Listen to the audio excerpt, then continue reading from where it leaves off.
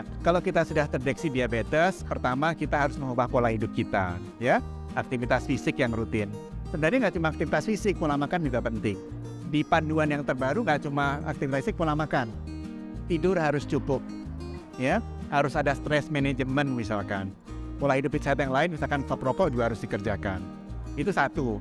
Kedua, diabetes itu kita obatin untuk apa? Sebenarnya bukan cuma untuk menurunkan gula darah, kita mau mencegah timbulnya komplikasi mata, jantung, ginjal. Jadi ada baiknya dilakukan screening. Ada nggak komplikasinya? Ada nggak penyakit lain seperti hipertensi atau tekanan darah tinggi atau kolesterol tinggi?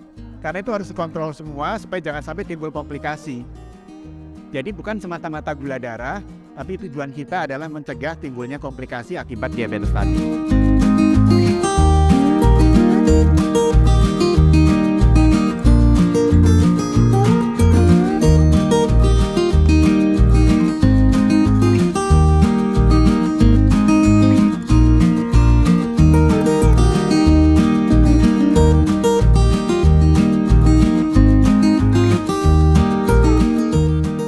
Tergantung dari fase diabetesnya sebenarnya.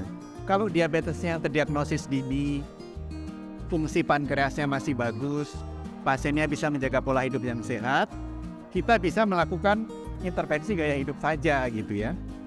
Tapi kalau diabetesnya sudah lebih lanjut, mungkin perlu satu obat. Kadang beberapa pasien perlu 2 obat, kadang perlu insulin misalkan. Itu dokter akan melihat tergantung kondisi pasien. Bisa lepas obat nggak? Tergantung. Kalau diabetesnya baru terdiagnosis di awal, yang fungsi pankreasnya masih oke, lalu pasien bisa berkomitmen mengubah pola hidupnya lebih sehat dengan baik, kadang-kadang beberapa pasien bisa. Yang berat badannya tadinya misalkan 100 turun ke 80 atau 90, itu beberapa pasien bisa dikurangin jumlah obatnya.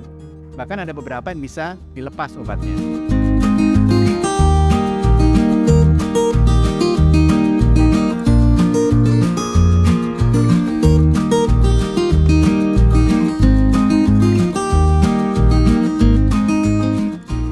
Ya, itu pertama tergantung jenis diabetesnya. Kalau diabetes tipe 1 yang memang masalahnya gangguan produksi insulin, kita pakainya insulin aja biasanya.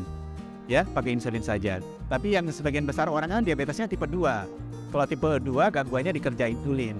Tapi kalau dia ada fase lanjut, produksi insulinnya turun juga. Akibatnya dia harus pakai insulin juga.